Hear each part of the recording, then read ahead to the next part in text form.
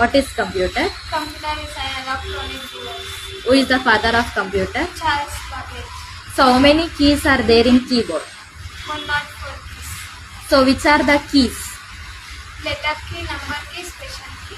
Okay. In mouse, what are the buttons you have? Right, left, scroll. So what is the full form of CPU? Central processing unit.